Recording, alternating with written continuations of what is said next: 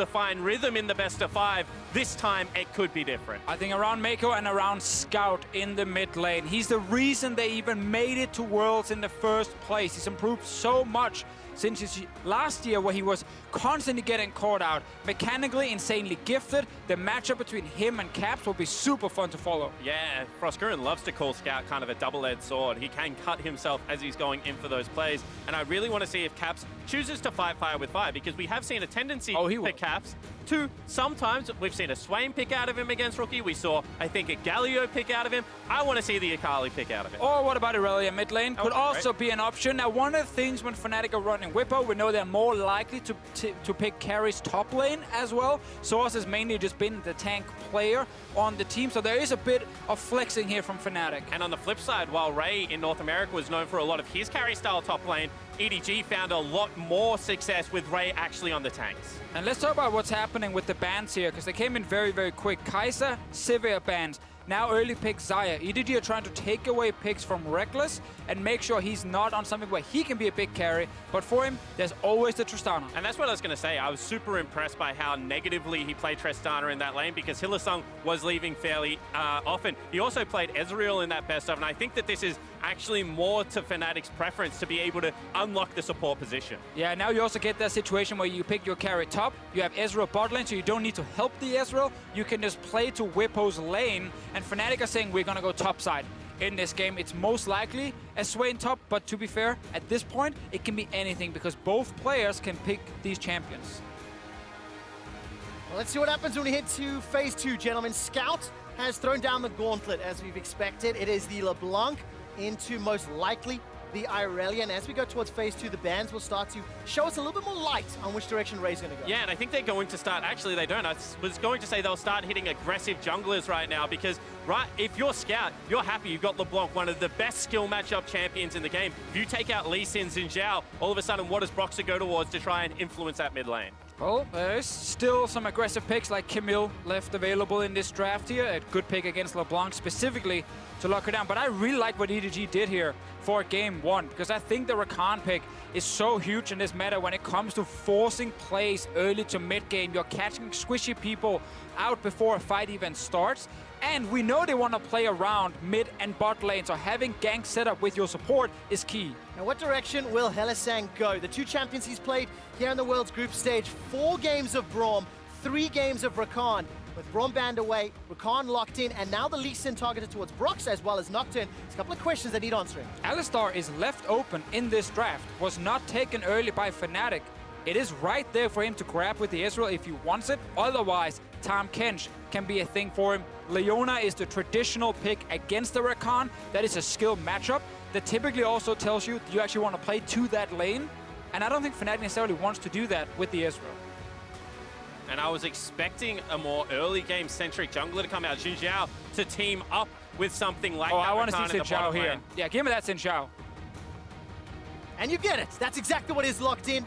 So this will just leave the last pick for Ray up in that top lane. Most likely a tank. We'll see what he decides to go with. And in the situations like these, Broxah can actually decide to play something either like the Olaf. I was going to say Talia obviously banned away, but just try and get the farm advantage. Whilst we've seen so much early game skirmishing going in favor at World so far, if he is able to build a CS lead and start beating the Zhao to objectives, they can force EDG into bad fights. Well, right now we get one of the most contested support picks all tournament long, typically banned in first phase. Just got left open through the second ban phase and picked by Hylissang. EDG might have said, we are not sure if he wants to play it, so we will leave it open despite having already picked our support. Hylissang shows he will take it, and there is Elise. We were talking about this backstage. There is a chance we can get this jungle pick from Broxah. He used to play Lee Sin and Elise only. That's how he got to Challenger before he even made it onto the pro scene. And it is so crucial because we keep hyping up the fact that if he is able to influence the lanes, then this is a game where Fnatic will be able to steamroll early. They know that Kled like to go toe-to-toe. Yes! Okay, so we get the first Elise of Worlds. We get Kled in the top lane as well. Spawn, what do you make of this draft? I just see brawling on both sides. Absolutely, and Kled was the answer in the top lane to so many majors in the LPL. It was actually a huge pick throughout the year. I wonder if we're going to see Fnatic swap the 2 solo laners right here. give the Swain in the mid lane and then try and just camp the top side early with Irelia. I have to see what they decide to do. In the end, I think it's good matchups on the side of EDG, especially with LeBlanc in the mid lane. Because the big thing about Kled is all of a sudden you can get multiple members involved in the action if you build yourself a small lead. If you're able to ult aggressively forward in the lane ganks on things like Zhao, so much more impactful than you would otherwise think. They go with the safe one, leave the Swain top here. Still, Elise jungle coming in for the first time. It is a pick that got nerfed. It got basically killed in professional play for so long, but a couple of buffs have happened, and a meta now where early ganking junglers have really looked great. Brings the Elise back for Broxah specifically. You still need to be careful. If the Zhao jumps you, you're going to go down very, very quickly, but your early ganks are still insane. What I feel like is both of these teams have got a composition that when ahead, it can snowball out of control really, really quickly. There's a lot of tools and a lot of pick power and skirmishing power that can be leveraged. So this early game will be crucial. Yeah, and both teams kind of just want to get to an area first and then be able to force fight. So interested to see if a team does generate an early gold lead, how the opponents react. Oh man, ladies and gentlemen, the last quarterfinal at Worlds 2018. The winner will face down Cloud9, and it is Fnatic versus Edward Gaming. These two organizations have a lot of history, a lot of pedigree, a lot of wins in their past. And today the favorites are Fnatic. If you are a Fnatic fan, you should be terrified because every favorite has fallen. And EDG went into 2015 Worlds off winning MSI, upsetting Faker's SK Telecom. They came in to that quarterfinal as favorites. People were waiting for them to turn the tournament on its head. Def teleported to a ward on Jake, yes, I and remember. the sky fell down. Today they have an opportunity to exact revenge. Listen to that crowd. A lot of Fnatic chants coming from Bexco in Busan. And we just have a fairly defensive start on the side of Fnatic, a little bit of shenanigans on the side of EDG. They've grouped up in that pixel brush in the river. Might find themselves a Hylissang as the observers have toggled the vision. This is what Fnatic see currently. A bear trap on a rope. Will catch onto Bwipo. It's a small advantage for Kled and Skarl as he continues to run him down just a little. A nice little trade from Ray early on. Gets a little pullback again. Meanwhile, around the red buff. All right, Pulverize comes down from Hylissang and engaged from Haro. The knockup will catch onto Hilly. He's got flash available. Flashes over the pit. Here comes Haro. First blood picked up by Scout. And all of a sudden, EDG on the board. And Scout gets first blood. That is huge for the EDG lineup. We've already talked about the isolated 1v1. He didn't even need to burn a summoner. They also get the red buff now. Top lane, they keep trading. Ray will almost get his mount back. Still, I love what EDG is doing here. I love the draft for game one with so many ways to constantly force plays in the early game because Fnatic, they're greedy in the early game. They take big chances when how they play laning phases. They want to be aggressive. They want to look for fights. And EDG with these tools, they can answer every single time, and that's important. And now being able to continually visit that bottom lane, no summoner spells available on Hylissang. Massive advantage right now in the jungle for Haro. I think right there Broxah was expecting Haro to actually walk into his jungle. Here we get the level 1. We were watching the fight top lane. 2v3 at first. Hilly does get a knock-up, but he's taking a bunch of damage in return. And you can see as soon as Caps uses the AoE stun to try and keep Scout out, there was a big go sign that came out of EDG. They said they no longer have one of their best level 1 tools. Let's continue that fight. And now you know EDG are going to push in this bot lane. It's an Ezreal Alistar. It's a very defensive lane from Fnatic. It is very much a, hey, we don't need to worry too much about this lane dying, but they will go down in CS. Their turret will take damage, and that's going to be a bit of an issue. Well, we'll see how well Fnatic play around this solo lane. If they can get Bwipo and Caps into a comfortable position. Bwipo, after taking a lot of negative trades early on, has shoved this wave heavily into Ray's waiting hands. And of course, when you are playing with Elise against you, the risk of dives is ever great. That's what I was going to say. They lost sight of Broxah as big trade in the bottom lane. Take a look at this. Hylissang down to 200. Just as Meiko and iBoy are pushing this wave on a turret, they're just trying to reduce CS for Rekkles. And look what they're doing. They're invading again. They're tracking Broxah. Elise is all about the early game. All right, good flash from Broxah. Gets away with his life. Meiko doesn't commit anything more. Edward Gaming have come out swinging and have put Fnatic on the defensive. Exactly, and they're stopping Broxah from getting off any early ganks. That is super, super important. Haro is just checking everything. There's one ward in the jungle as well, but more importantly for them, they know the camps on bot side are dead, so Elise will most likely go to top side. A big trade here on the top lane. It just feels like every time champions meet, there's the threat of someone going down, but Spawn, for the time being, Bwipo seems to have won that trade. Yeah, absolutely, and I think he's going to continue to win the trades because Ray came back without a refillable potion. And he's going up against Corrupting Pot as well as Dark Seal. Now, Broxah also coming through the lane. We mentioned Elise's potent early game could look for his first gank. Yeah, but also, EDG knows the camps on bot side are dead, so they should communicate, hey, Ray, there's a chance he's top, and that's why he put this ward in the brush, knowing Elise could try and sneak her way in there. So right now, EDG should have enough information to guess where Broxah could be. Oh, I'm holding my breath. Cocoon is one of my favorite spell names in the game to yell. And I'm waiting for Broxah to fire it out. He's in human form for now. Pushing towards Bwipo, so he needs to make sure that Ray has to overextend. There we go, now only 3 casters left. There is a lot of minions that need to get cleared out here if the fight were to break out as tension continues to build top. Hylissang will find himself a small stunner to Meiko. Tower helping out Rekkles as the Mystic shots are continuing to be fired. Oh. While that's going on, Rekkles is turned around. He's forced to run for his life. He's sitting on flash teleport, not heal, so he cannot extend the trade. Yeah, and they just force him out of lane. Now going to have to teleport back. I like the fact in the top lane that Bwipo actually threw out his E. They were trying to bait Ray in, saying we don't have CC left available. There's no spider up here in this brush. You can see already teleport being used bottom lane.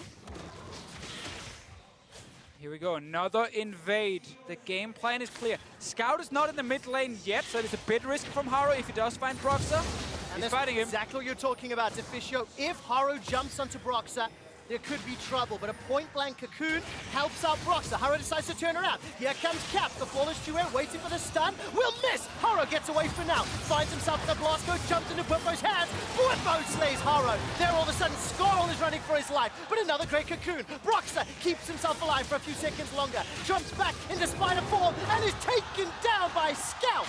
It's a 1-for-1 right here, but there are some basic rules in League of Legends, and one of them is do not invade the enemy jungle if your own mid laner is not there. He did anyway. He walked in, he died. Caps now. Oh! Now remember, Caps flashed over the wall. He needs to get this stun. A flash over from iBoy. iBoy picks up the 3rd kill for EDG. And that's a massive play out of iBoy because he left bottom lane with his teleport. He got nothing for that in the top side after winning that trade against Rekkles, now able to return with a kill. So, mid lane, bad for Caps.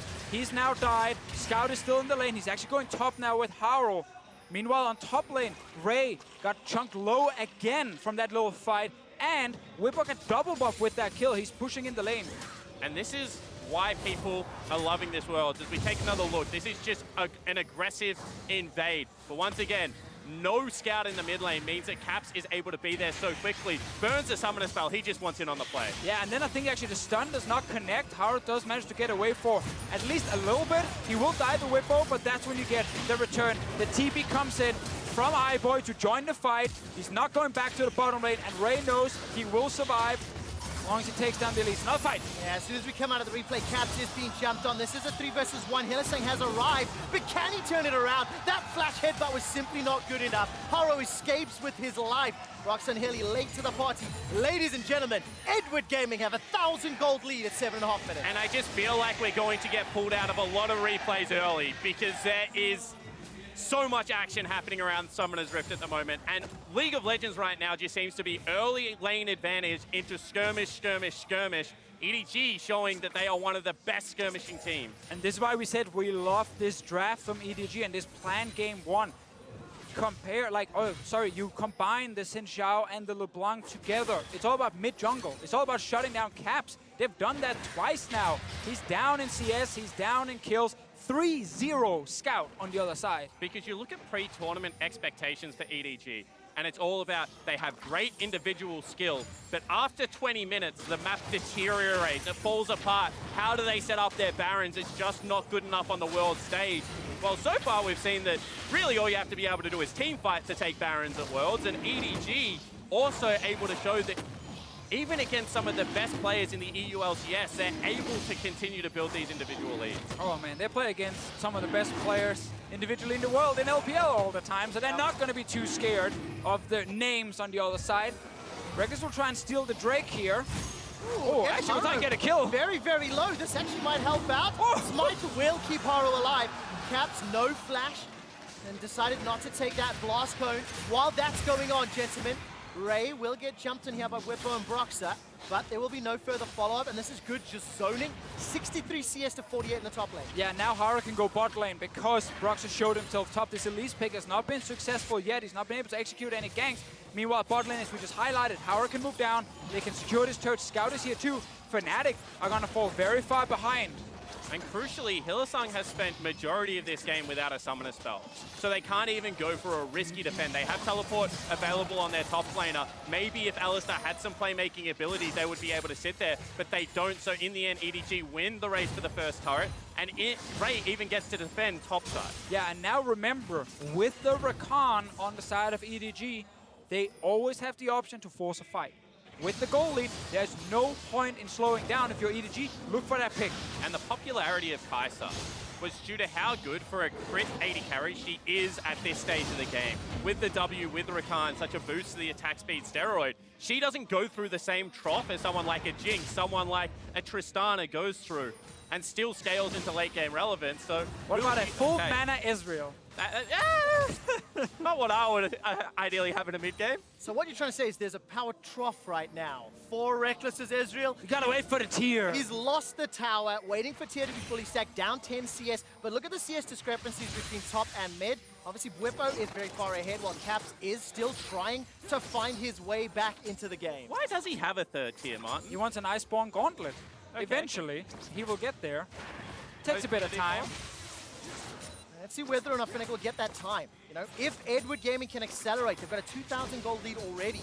They've got skirmishes, and they've got a lot of opportunity to maintain control in this game, because I really like the proactive play I've seen from Edward Gaming to open up this quarterfinal. They also just have the tools, you know, things like the Kled ultimate, the flash engage off Rakan is so much greater than what you currently have with Hylissang.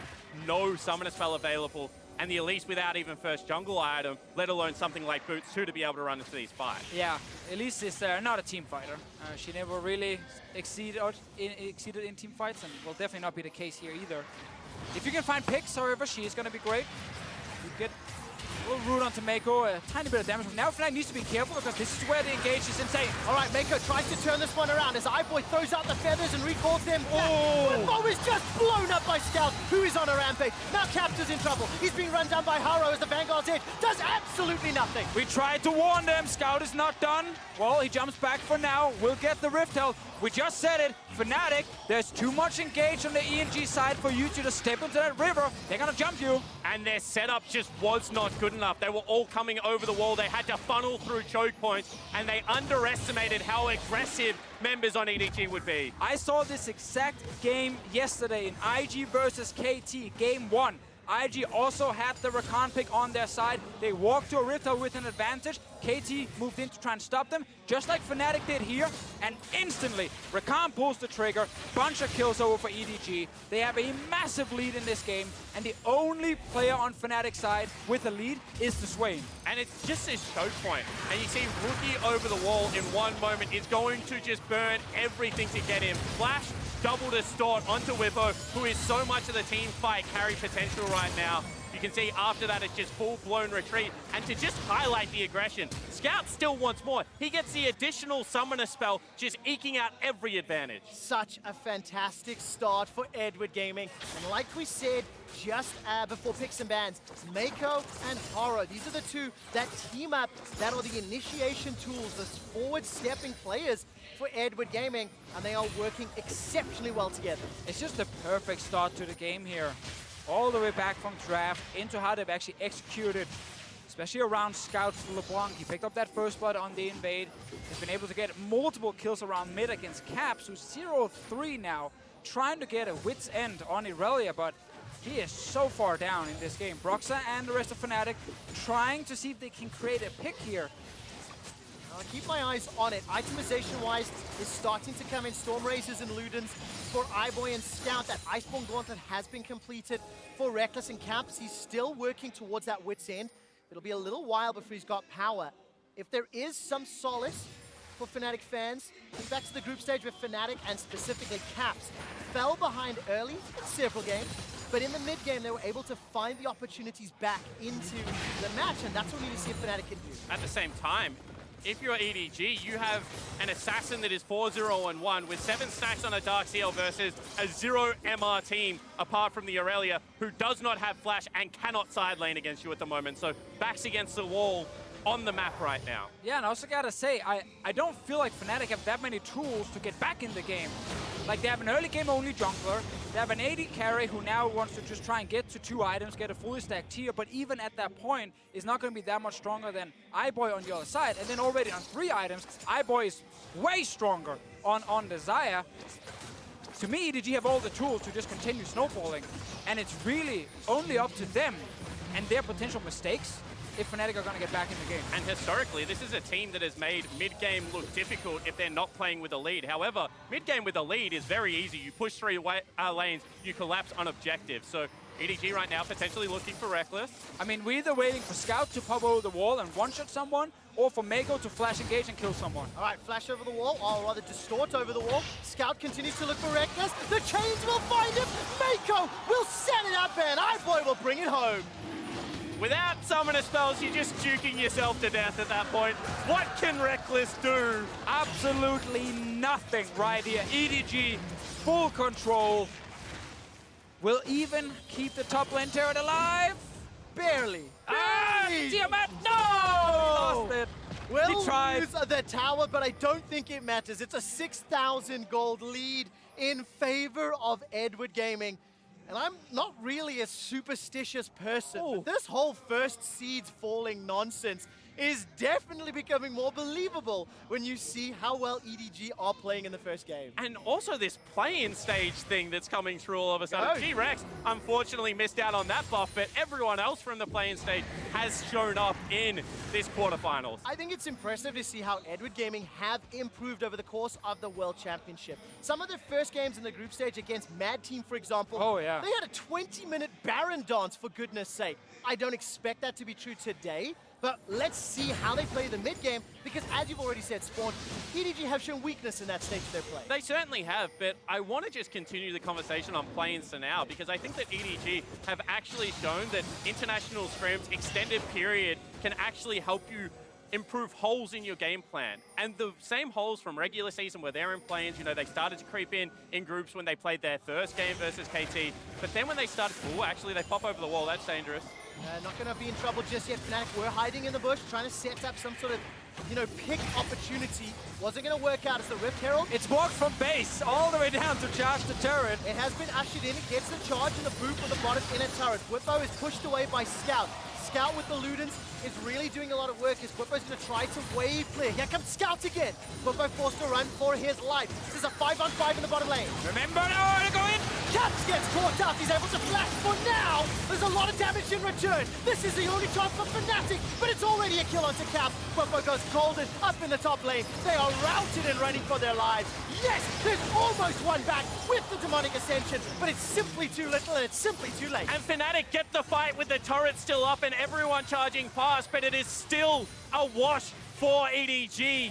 They rinse Fnatic and now they look to continue their pushes. EDG, they have so much damage on their side, and their front line, while it's not the big tanks, it's actually some champions that are hard to burn down fast. Since Zhao ultimates, you can't just burst him. And then, of course, Ray, who's sitting on his mount, constantly dancing in and out of the fight. So Fnatic, they don't have the damage right now to actually stop EDG. And Bwipo took so much poke at the start of this, so you can see EDG wants to go.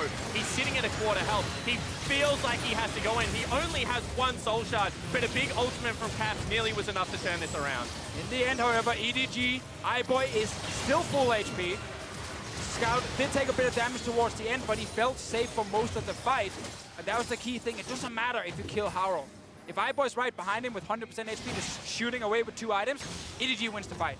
18 minutes into the game, EDG extend that gold lead to around 8,000. 405 for Scout's LeBlanc, 304 for iBoy Xayah. And think back to the level 1, think back to Scout picking up first blood, starting the snowball, and sitting on 10 stacks on his Soul Stealer. Yeah, exactly right. Goes back, buys himself a book, says this game is going pretty good. I would like to record it in the history. And when you're 4-0-5, you got a 60 CS lead over someone like Caps.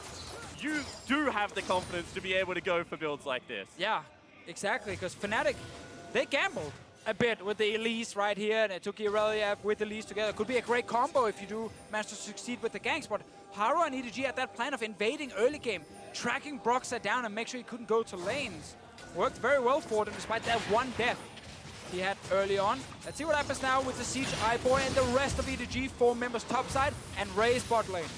They do pull away from that because they want to allow Ray to split push, maybe have some time to go back. Free items kind of is where Xayah comes online, but I don't think it was actually a bad draft from Fnatic. I actually like the idea they had. This follows the tournament meta in terms of where you need to be aggressive. It was just that EDG had the read on how to play out that early game. Exactly, they knew how to stop the top side.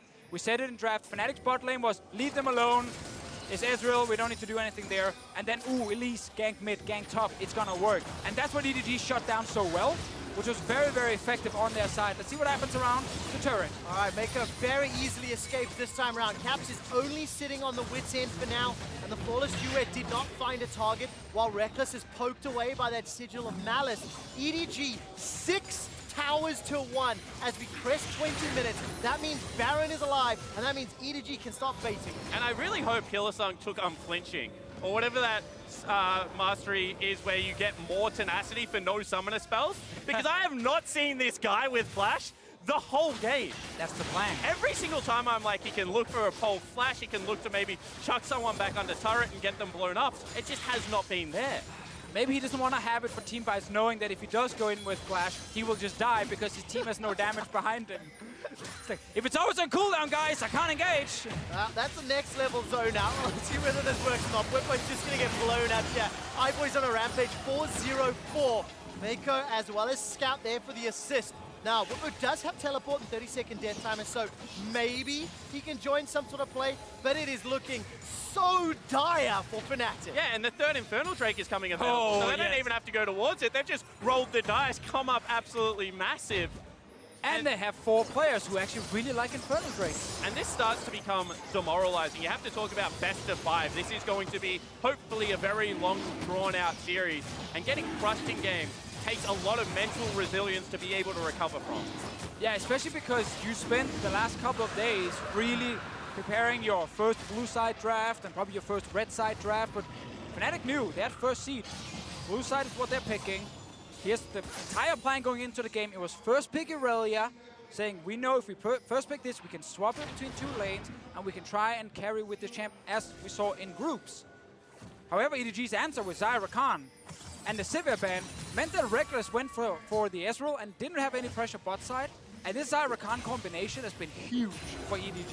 And I also think if you step back just from the preparation for the series alone, Deficio, watching every other #1 seed fall, watching KT Rolster, then RNG, falter, regional representation, then the #1 group stage from Africa, they faltered as well. You have to factor in the weight and the pressure that is on Fnatic's shoulders after what is an obliterating defeat soon to be in game 1. Because Fnatic has it on both sides. All of a sudden, they are the tournament favorites. They were the Western hope, actually, picked maybe here. Let's take a look. Scout can escape with his life for now. Remember, not enough damage. Deficio said it a bunch already. The Scout will escape with his life. I mean, they can definitely kill the LeBlanc if they have enough time. Ideally in a fight, however, for Scout, he does not get CC'd like right here. In the end, EDG, triple Infernal, they have everything. Yeah, absolutely. But Fnatic came into this game now as world's favorite, arguably. They have seen teams that they had beaten in the EU LCS succeed, have a great run. Now all of a sudden there is the double pressure onto them, as well as EDG just saying, we're playing with nothing to lose. Well, there's 2 big questions I have now. #1, how do EDG play the next 5 to 10 minutes? I want to see their mid-game. I want to see some growth in their Baron decision-making. For now, Ray is jumping onto Bwipo, and the fight will end for the moment. I think at this point, you don't even need the big Baron dance. You can actually just look for an engage with Meiko's flash. because you have so many ways to follow up. Then if Ray's with the team or just Haro flashing in as well, Scout can go over walls. Like, it's good you have Baron Vision, but the moment you see someone from Fnatic nearby, just jump them. Get that kill. Maybe you get 2. Then you can take a Baron and finish the game. At the same time, I think that they also can just wait. Infinity Edge plus Death Cap are going to be the next 2 items for their carries with triple Infernal Drake. Why would you risk a play at 23 minutes when it becomes so much easier to execute, you know, at the 26, 27 minute mark? Yeah, let's see what decision they go for. Double need to see Large Rod sitting with Scout. DF sword for iBoy. A couple of minutes before they complete that, as you mentioned. And of course for Fnatic, big questions. How do they bounce back? What's their mental fortitude and resilience? For anybody that watched the summer final, Fnatic got smashed by Schalke in game 1. Sub Soaz back in, and then they proceeded to dominate the final. So this Here is we go. unknown, and this is exactly the engage Deficio was talking about. Caps is already out of the fight. Yes, he gets to throw down the ultimate, but I don't think there's enough damage follow-up. A flash engage from Hilly. He sets it up. Only Meiko is down. Now Ray is sitting in the back end. He's looking for Rekkles. Will find him with violent tendencies. Drops down into the pocket pistol, and Skarl is charging up. Scout now starts to push away Broxah as he's blown up, and Scout is unstoppable. 5-0-8. Bwipo's the last to fall. Fnatic are ace. And once again, EDG, they know, get the fight. You are so much stronger right now. You're going to win it. Fnatic tried their best to fight back, but it's just not enough. That's always the greatest thing when you're this far ahead. It feels like every call you make is the correct one because you can always kill the enemy team. And that time we saw there was a counterpunch, but the gold lead, the Infernal Drakes, everything that stacked up was just too much to overcome. It actually looked okay for Fnatic, but EDG just able to push through. And now to make it even better, they can go back and get your items spawned. There might be a death cap coming. I think an IH. There's 24 stacks of Scouts, Soul Stealer as well. All right, let's see his AP right now on the LeBlanc, as I'm just checking over here. He's on 759 AP. Well, let's find out how we got that here in your Ace of Predator replay. And I think that this is good because they do stop the initiation coming in. It is a tanky Alistar that is taking the brunt of this damage. He flashes forward, he gets the good re-engage, but gold in this game buys you items, it buys you stats, and unfortunately they just don't have enough of them. Ray gets into the back line, takes down Rekkles in no time, and while Bwipo on the Swain here, he is strong. He's the one member who's actually able to do something in the game. Oh, to find Ray. Okay, this is a 3-on-1. Ray will most likely go down. It's a shutdown gold. Big bonus gold to Rekkles, but it's too little and maybe too late. It's a 13,000 gold deficit, and the rest of EDG, they're trying to collapse. I'm watching Haro. Can he find Look for your Scout's damage. Charge. Scout can just insta-give people nearly 800 Here we go. ability power. Scout is godlike, 25 stacks, and that is disgusting damage. And just the wizard of the LPL. Now you see him, now you don't. Unfortunately, erases him, and he's still looking for more. EDG looking so confident in game 1. The inhibitor's going to fall just before 27 minutes with Ezreal, played by Rekkles, not in the fight. EDG are not done yet. They're looking for the Nexus. Scout, he's going to zone away Broxah. He dashes forward to the W, gets the sigil down. Now Hylissang tries for an engage, but there's simply not enough follow-up. iBoy gets the first of the Nexus defense, and now all of a sudden Ray turns his attention to Bwipo. Bwipo's got that demonic ascension, but he gets popped quicker than a hot air balloon. And there's Haro dashing forward with a charge. Bwipo goes down, the Nexus is the focus, and Edward Gaming strike first. An absolute shellacking for the LPL lineup. Really digging in there. They just enter the base and they refuse to leave. I mean, that's how you start a game 1 in a best of 5 when every second seed has already beaten the first seeds. It's a mental game. You're straight in Fnatic's head. Unbelievable performance. Edward Gaming have all the favors of the tournament looking towards them. Of the quarterfinalist teams that made it from play-ins, Edward Gaming's one of them. Of the second seeds that advanced, Edward Gaming's one of them. And we need to see how Fnatic respond because the pressure's on them. Yeah, and I think whilst the pressure is on Fnatic, I think they had the right ideas. They mis-executed very early. So we'll see with Soaz potentially in game number 2 whether that mental reset. There will be a lot of mixed opinions about it. We'll have to explore it. Early game went in favor of EDG and exactly how they won the rest of the game. Let's send it over to the State Farm analyst desk. Thank you, QuickShot. EDG watched G2 do it. They watched Cloud9 do it.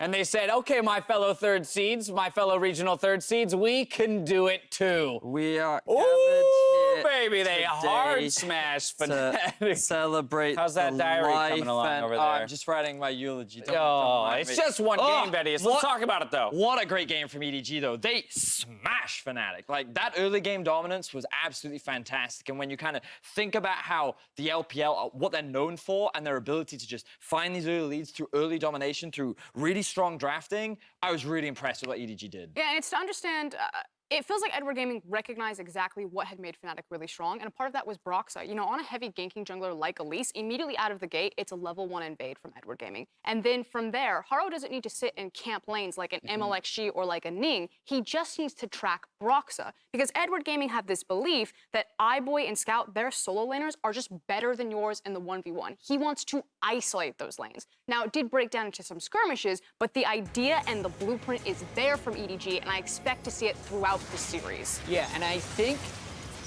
early in this game, Fnatic was playing with an absurd amount of confidence, and I think their draft also displayed an absurd amount of confidence. The first pick, Irelia, saying, we're just going to swap this into whatever lane is going to be most effective in and beat you. They see an invade coming. When they're not even grouped with their mid laner, Hilly steps up with Alistar. Even the Elise pick, because it was one of Brox's old picks from solo queue. If they would have won with this draft, I think Fnatic could have been unstoppable, but I think they need to fall back a little bit onto the things that made them more successful in the group stage. And the fact that EDG were able to get their solo laners so far ahead as well, it just kind of, it mitigated the Elise pressure. It allowed Scout to go unkillable in the mid lane. iBoy down in the bot lane was able to secure the first tower extremely early on. And, you know, we talked a lot about how we felt that the mid-jungle duo was stronger for Fnatic. What we saw here was Haro removing the mid-jungle pressure and just saying, no, it's jungle v jungle, and this is my jungle today. Yeah, but true to both of these teams' identity, their willingness to fight in this game was quite evident. And while EDG had a massive gold lead, we did see at times the potential for Fnatic in team fights, that if they weren't down 13K gold at this moment, maybe they can make something happen. And don't forget about those 3 Infernal Drakes. I think the idea of having a frontline Swain with an Alistar engage against what was the EDG comp of everyone being able to go forward and kind of flank assassinate, you can see what they had in mind, but EDG had just won so much of the previous execution that these fights ended up actually being super one-sided, even if it looked like Fnatic had a good engage. I mean, the core of the composition, some of the early picks that Fnatic put together were the Swain and the Irelia, and ultimately they do have really good anti-dive in terms of team fights. It's very hard to push into them. They clean up really well, but I think the issues are when you look at the other pieces, the Elise, maybe even the Ezreal. So I'm actually really curious to see how the Sivir ban and the Ezreal pick, because if you're going to pinch one place on Fnatic, Rekkles' champion pool is one of those places. He hasn't really gone for the Xayah or the Xayah to the same degree as he will a Tristana, an Ezreal, and a Sivir, and maybe Edward Gaming have figured that out and think that it can bite them. Some curious stuff happening in Champion Select. MasterCard player of the game going to Scout this time around, though, in the mid lane. Again, we talked about the mid-jungle synergy and importance. Well, in this case, as you mentioned, VODS, we did have the removal of that pressure, but it doesn't mean that the pieces themselves individually didn't perform well. Ooh.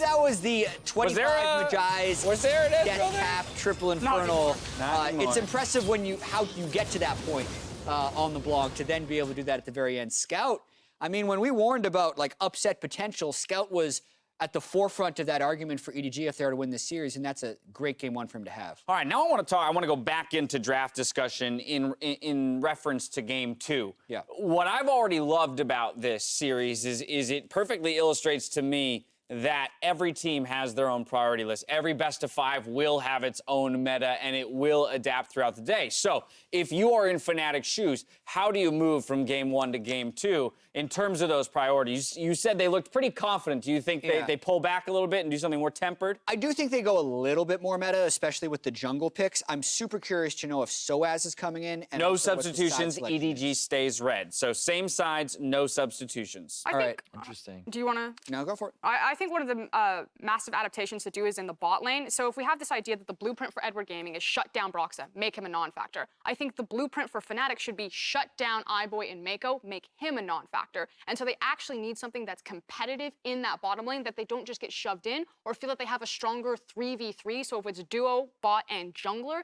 that they can win. Because you can punish iBoy and Meiko's aggressive tendencies in lane. For me, I'm after a strong mid-jungle duo from Fnatic. I feel like that on paper, Irelia and Elise should be strong enough to be able to handle LeBlanc and Zhao, but they didn't show enough respect to the level 1 potential from EDG. So I want to see another strong mid-jungle from the side of Fnatic, and I just want them to better set themselves up to get to a point where they can leverage the power of that 2v2. Yeah, I'm going to talk about EDG. I think they should keep drafting for the laning phase counterpicks as much as possible, right? So the LeBlanc was spectacular. They're going to dare Fnatic to blind pick stuff, I think, because it sounds like iBoy is going to be confident in the 2v2. The fact that Bwipo is in, to me, signals that Fnatic is not going for an aggressive bottom lane. If they were, I feel like they'd put in Soaz. So they could give more attention so they and can resources. play around the bottom side. So I think EDG should just do whatever they can to replicate what they just did in Game 1 for draft. Yeah, knocked Lee and Zhao were essentially taken off the board before Broxah's pick. Do you think they made a misstep in showing that and going for that as opposed to something more middle ground like the Gragas? I mean, I just feel that the level 1 determined a lot just because of how the fact that both mid and bot were able to gain pressure. It made it much easier for Haro to then dictate the pace of the jungle. And I think that if we see a different level 1 where Elise starts elsewhere, or if they deny the steal from happening and the Alistar doesn't die, then this game could have been very different. But because of the early jungle control that Haro was able to get, is a large reason as to why EDG took this game away. It was an explosive Game 1, and EDG start the series on the front foot. We'll see how Fnatic fight back when we come back for Game 2. Don't touch that browser.